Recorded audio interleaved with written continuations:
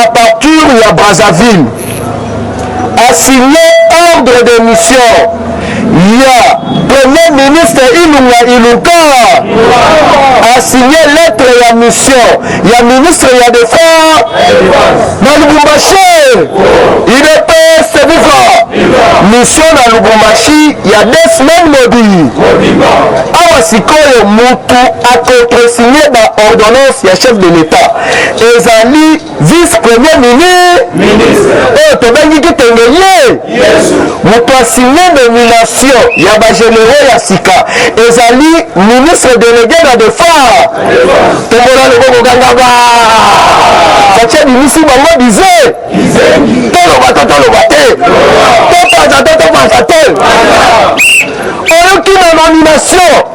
Chef de l'État à l'Ongoli, Célestin Bala Moussensé a créé la zone de défense place à Miss Azalaki.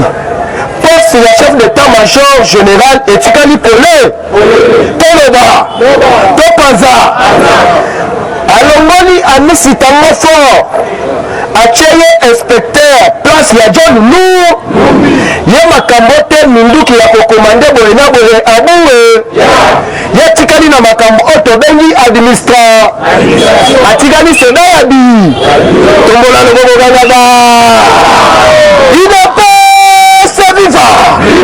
Politique est comme elle. Balukaki yango bakosilisa ya. Chef de l'État alongoli le juge Adler. Oyo alelisa batunyoso ya 100 jours. Mutu alelisa directeur ya Obank Monsieur Jamal Kadere Adler batindi na place otobengi ye akozala chargé na makambo nyonso etali blanchissement d'argent. Il est prêt, c'est vivant. Ah, tokotangela bino quelques bagénéraux pour comprendre que non Fachi papa na ye abandaki koteka mikate te, papa na bango abandaki kobeta bale te, mais papa na bango azalaka grand po. Il est prêt, c'est vivant. Na minute oyo kingakati balelaka te basali nini? Toloba te. Topanza te. Balukaki yango bakosilisa ya. John Mungi alelaka te asali nini?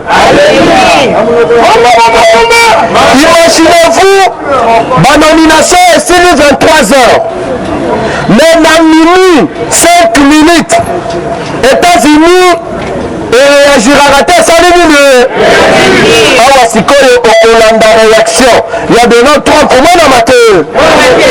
Okolanda réaction ya Thibaut Nagi envoyé spécial ya États-Unis na niveau ya Grand Lac. Il est prêt, c'est vivant. Parti au pouvoir vivant. Tozo bandana nous na ba réaction après to pasateke. Mais en attendant, chef rebelle oyo abandaki koboma kobotola kosala ba incursion na niveau ya est mukolo ya nebi kaka na nini umukama. Le chef rebelle Maï Mazembe abati à Lubero. Donc ndenge tozo le banabino awa bakutani déjà na mavini sa bazala na lufu bazala na braza. Il est pas c'est vivant. Parti au vivant. Awa siko tokotanga la réaction ya Donald Trump. Après réaction à Donald Trump tokotanga réaction ya département il y a États-Unis d'Amérique en général. Le président Donald Trump, le président américain et les États-Unis d'Amérique félicitent les chefs de l'État congolais. Ils se disent vraiment très satisfaits. Donc jusque-là, on ne comprenait même pas la diplomatie de son excellence Félix-Antoine Tshisekedi Tshilombo. Et nous sommes vraiment satisfaits à 100% parce qu'il a écarté un très mauvais pion qui jouait un très grand rôle pour déstabiliser la République démocratique du Congo. Alors nous sommes satisfaits à 100% comme le chef de l'État a écarté le général John Lou. Et nous les États-Unis, nous allons soutenir sur le plan militaire et stratégique le président Félix-Antoine Tshisekedi Tshilombo. Il est parti au pouvoir, vivant.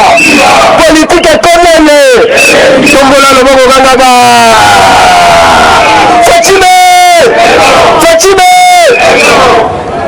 Kaka Mkolo je vous dis, ordonnance nyonso basinyaka yango te bakontresignaka yango te basali nini. Nazoyebisa yo Kabila abengi Ngoyi Mukena oyo ya défense alobi monsieur yo ozali mwa bagénéraux wana kosigne te alobi o mais adjo nanga déjà asi nga ndenge naza boye iya de cela une semaine naza na Lubumba batindi nga na mission de feu oyo nakosala 2 semaines faci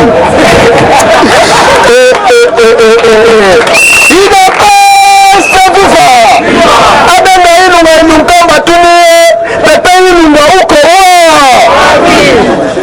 ayebisie nduku yangu deso komprene monemo hivi niko kukata dimission ya 2 semaines una nasinye aina vi nikitengeye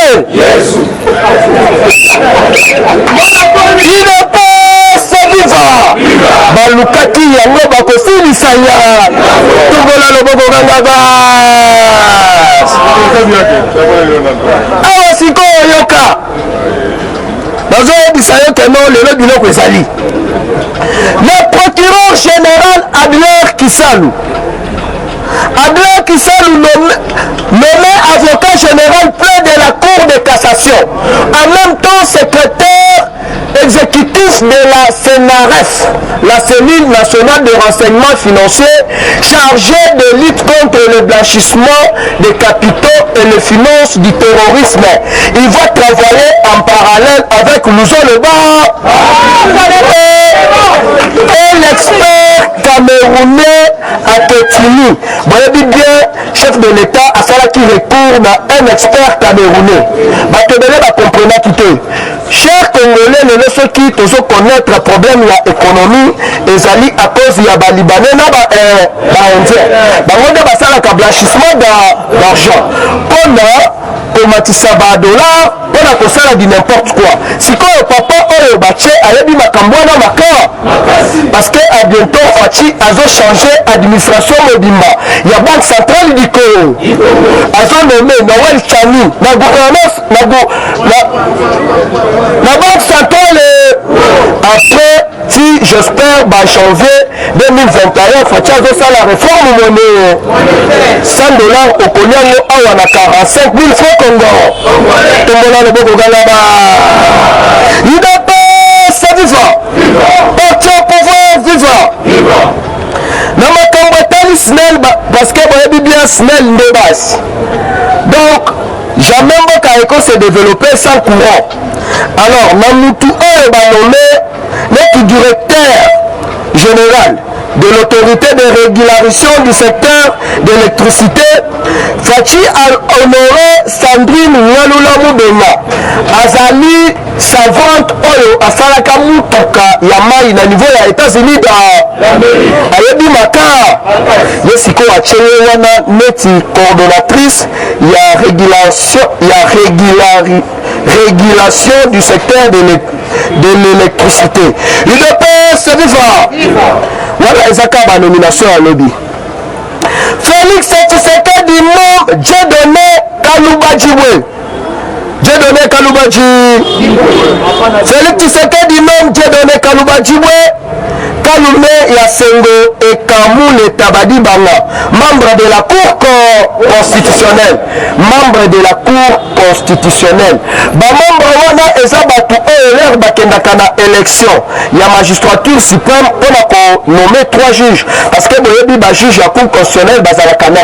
Chef de l'État a nommé 3 mususu bavotaka bango na niveau ya parlement. Conseil ya ba membre ya Cour constitutionnelle bavotaka 3. UDPS viva. Le Fachi déjà abimeli bango orge. Alors on va 3 tasali nini. Alors tant que bazalaka 9, ndenge ezali wana masolo ezali kitoro. Tombola loboko galaba. UDPS viva. Parti au pouvoir viva. Fachi Kabila Kaya. Namoni batubele bazotungisa na oteno Fachi alobi coalition, Fachi alobi boye papa. Ozobanga ni, ozolenga ni. Le juge Kilombe Ngozi Pavou Lampanda sont promis au grade de président à la Cour de cassation. Au moins, Cour de cassation, ce qui est à Kati, Moutoumoussousou, à Koya, Moutoumoussousou, à contredire, alors Okoyoka, Kolela, ya oyo babengi aller à tout okoyoka kolela ya neneku IDPS viva parti au pouvoir viva tobimisa te.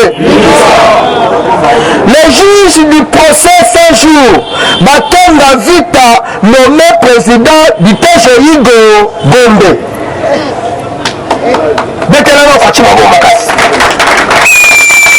nazo bisadino bato wana bazalaki na bapio na bango partout na bapouve tribunal nyonso oyo babandaki kopere bamafia oyo babandaki kosala baescroquerie ya bamapango ya bato me na minute oyo Faciaka abloke bango nyonso nini sikoyo kolekana selon constitution na biso elobi le président de la république akoprocéder na nomination ya président to procureur général ya cour constitutionnelle dans 15 jours tant que boyebi bien Benoît Lomba a démissionné na bacondition oyo biso nyonso toyebi parce que Benoît Lomba fut évacué de Kinshasa vers Bruxelles na jet privé la présidence de la atubelaka te asali nini sikoyo motu bakonome wana dans 15 jours pour ajouer intérim ezali professeur IDPS viva ye moto akojoue intérim lero akojouer intérim tozokende tout droit vers dissolution ya assemblée nationale awa sikoyo okoyoka kolela ya la mer mende omala otetelake mafu IDPS viva parti au pouvoir viva balukaki yango bakosilisa ya toloba te topanza te tombola sikoyo loboko gangelanga basi ya makasi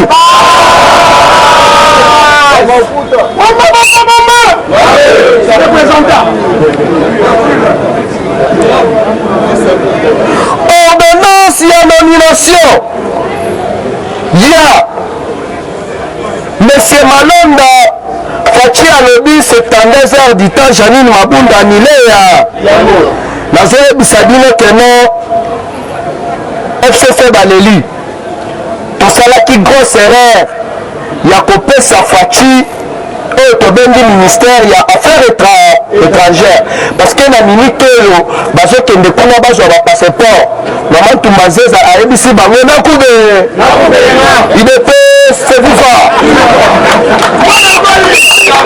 sikoyo awa okokimela wa tombola loboko kanga ba IDPS viva Faci abolaka bango nyonso na finete asali nini awa sikoyo yoka kolela ya FCC balengi milanya balelaka te basali nini Shadara alelaka te asali nini me yo olobaki keno bokobeta biso kaode awa na minute tokangi bango abando bandimaka wi te basali nini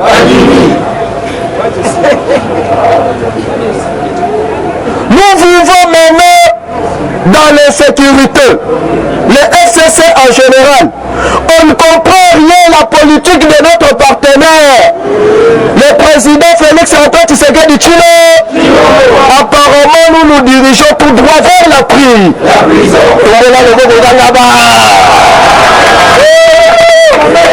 eyebisaki bango mokolo moko akole mitobandaki koprotéger la Kabylie ezalaki président ya cour constitutionnelle Benoît Lomba parce que ils étaient rassurés que non bamata bakita soki bango bake kuna bakozwa kaka raison Célestin Tunda ya Kasende idem sikoyo awa Faci azonome procureur intérimaire dans 15 jours oyo akozala professeur ma badossier nyonso tuna mesa Janine Mabunda l'air yo ozalaka ministre ya portefeuille osigné ordonnance ya basociété nyonso ya RDC ekoma babien privé ya Joseph Kabila baboma milemo pour basala Nino Congo ya Joseph Kabila bamabongo nyonso babomaka te basali nini. Je vous dis bajo nini nyonso bozomona oyo badelfe kayingi basaki na mabongo na République démocratique du Congo.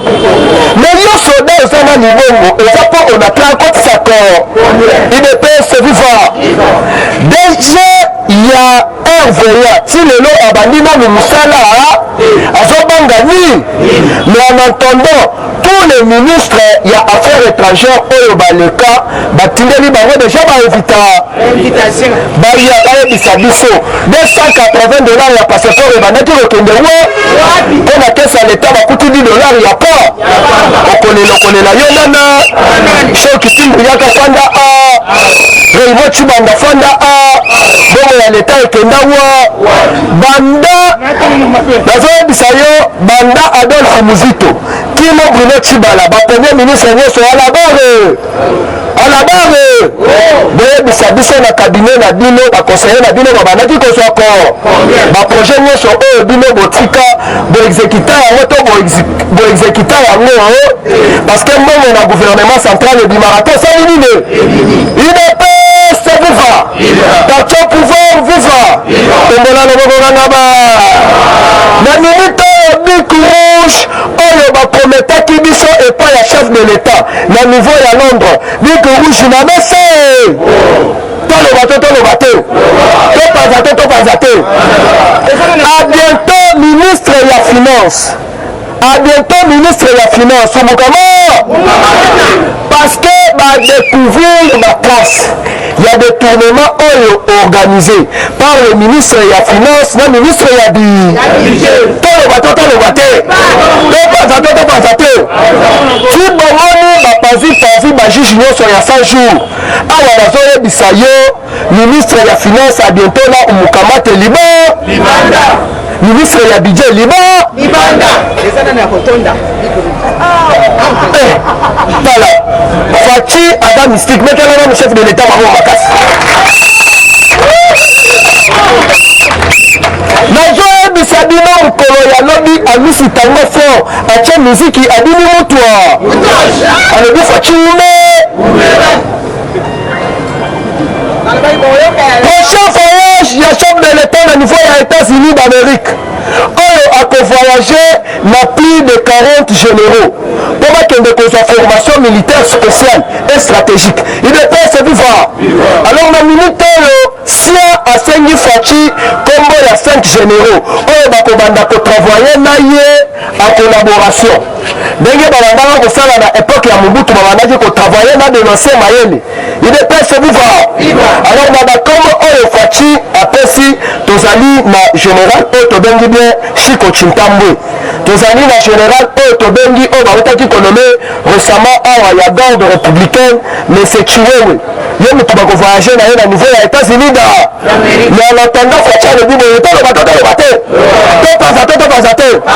Fachi alobi na Kabila na bagarde na ye nyonso ya kingaka bajir nyonso apesi bango 72 heures du temps baintégrer farde Kabila il faut abanda kotambola na 5 policiers ya pa tombola loboko kangaba politique ekomene makambo otena ya cortège abue tous les joueurs ya kingakati baza na 72 heures balongwa kingakati baintégré armée nationale yo eza sénateur bagarde yango ebele ya mosala ni ozobanga ni IDPS pouvoir d'où désormais Kabila akobanda kotambola na la police nationale yango boyokaki Kabila na ntamba papa Simon Kangani ayebisi clair yo na 2016 oyaka awa osengi keno opostile lisu totyela yo sani Kabila sokola mabo soki mayo ekomi rouge te okopostile na yo ande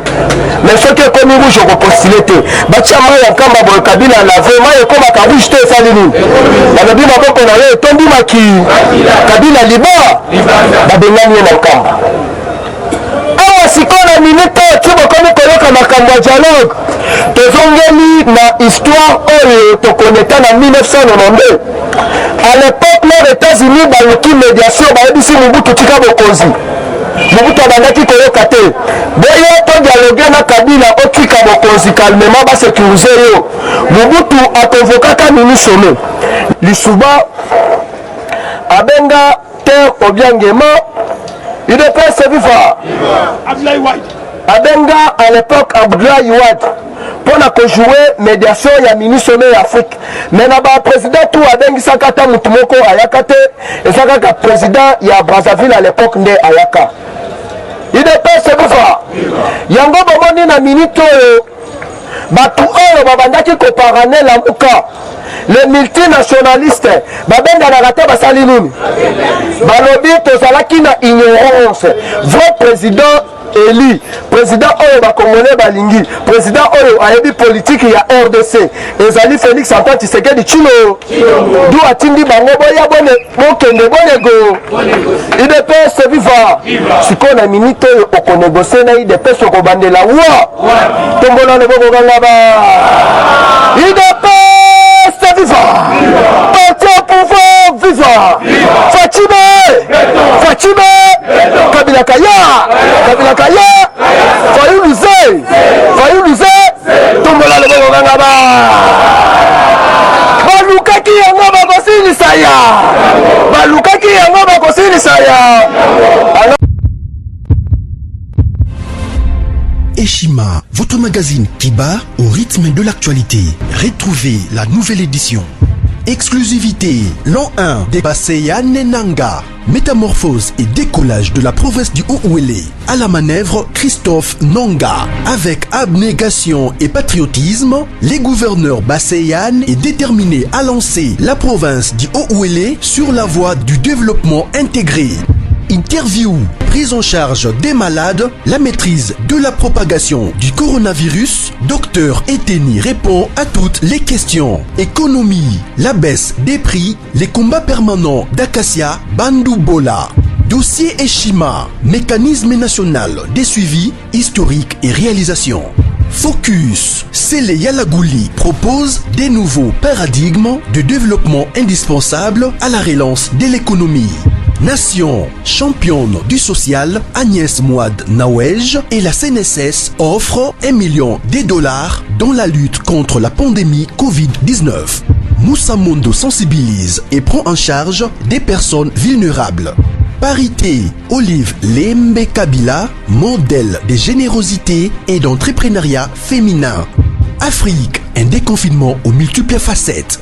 Retrouvez l'intégralité du magazine Eshima dans les kiosques. Eshima Magazine, un nouveau standard d'information.